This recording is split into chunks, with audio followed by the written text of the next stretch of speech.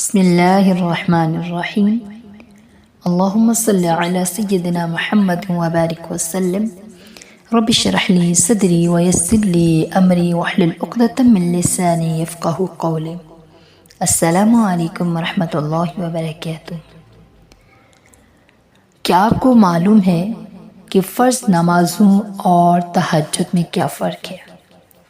فرض نمازوں کے لیے انسان منادی یعنی آذان دیتا ہے، جبکہ تہجد کے لیے اللہ تعالیٰ منادی دیتا ہے۔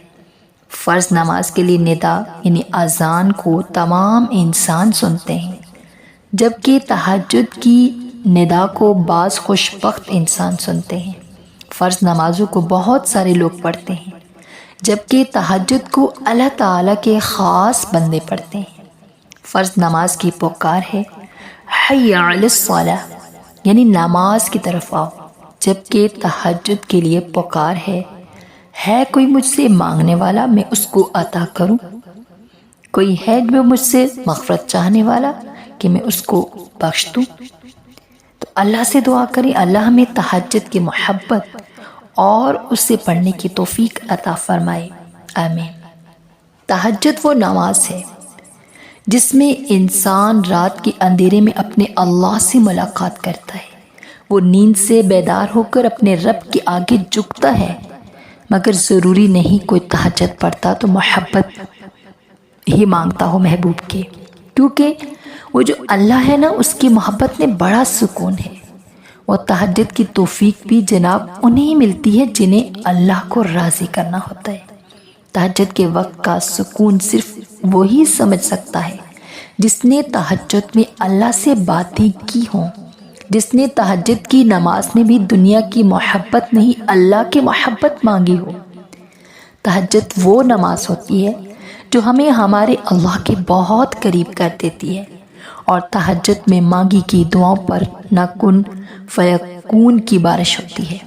جب بندہ گڑ گڑا کر اپنے رب سے دعا کرتا ہے تب اللہ بھی دعاؤں پر کن کہہ دیتا ہے۔ آپ کوشش تو کریں اللہ سے دوستی لگانے کی، اور جس دن آپ کی دوستی اللہ سے ہو جائے گی نا، یقین مانیں آپ کو لوگوں کی ہمدردی کی ضرورت نہیں پڑے گی، نہ ان کے پیچھے بھاگنا پڑے گا۔ اس لیے نماز پڑھو، تہجد پڑھو اور اپنے اللہ سے دوستی کر لو۔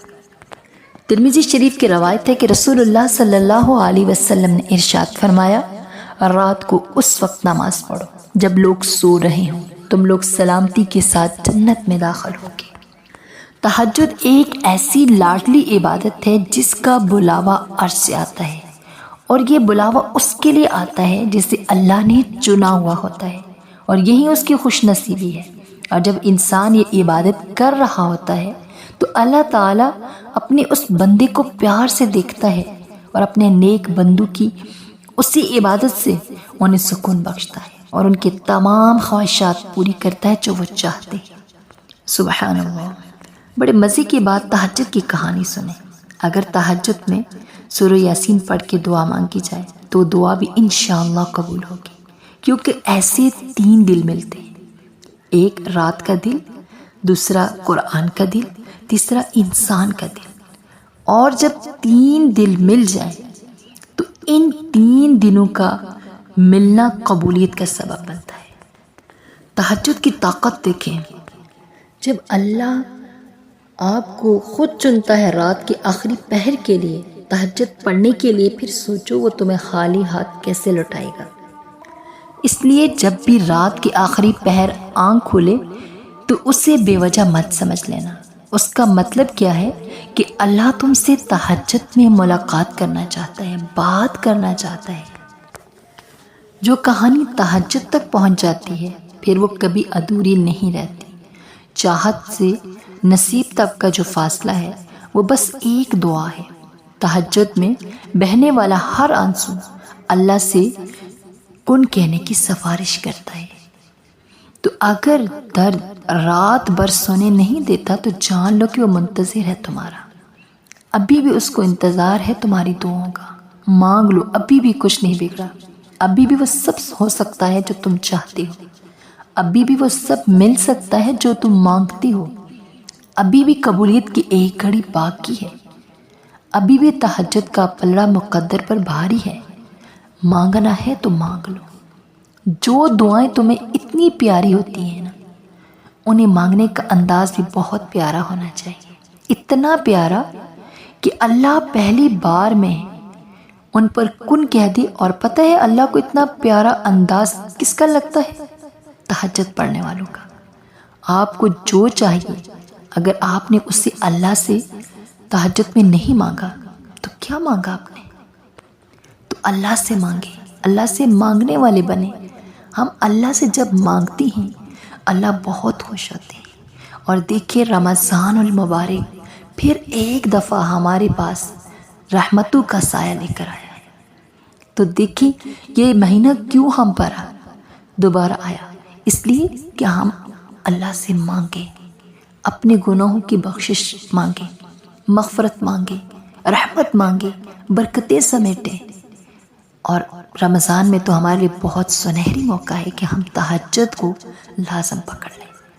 تہجد میں جاگنے والوں کو چاہیے سونے والوں کے لیے دعا کریں، ملنے والوں کو چاہیے بچھڑنے والوں کے لیے دعا کریں، کامیاب ہونے والوں کو چاہیے ہار جانے والوں کے لیے دعا کریں، ہنسنے والوں کو چاہیے رونے والوں کے لیے دعا کریں، محبت کرنے والوں کو چاہیے نفرت کرنے والوں کے لیے دعا کریں، آگے بڑھ جانے والوں کو چاہیے پیچھے رہ جانے والوں کے لیے دعا کریں، نیکوکاروں کو چاہیے گناہگاروں کے لیے دعا کریں، ہر ایک کو چاہیے ہر ایک کے لیے دعا کریں، میرے لیے بھی دعا کریں۔ اللہ رب العزت ہمیں بھی دین پر استقامت نصیب فرمائے۔ اللہ ہمیں نیک عمل کرنے، ایسے عمل کرنے والے بنا دے کہ ہم اللہ کو پسند آ جائیں۔ اس رمضان المبارک کو ہمارے لیے قیمتی بنائے۔ اس رمضان المبارک میں ہمیں رحمتیں، برکتیں اور مغفرتیں سمیٹنے کی توفیق اور ہمت عطا فرمائے۔ اللہ سے دعا ہے اللہ پاک ہم سب کو اس پر عمل کرنے کی توفیق عطا فرمائے۔ آمین ثم آمین۔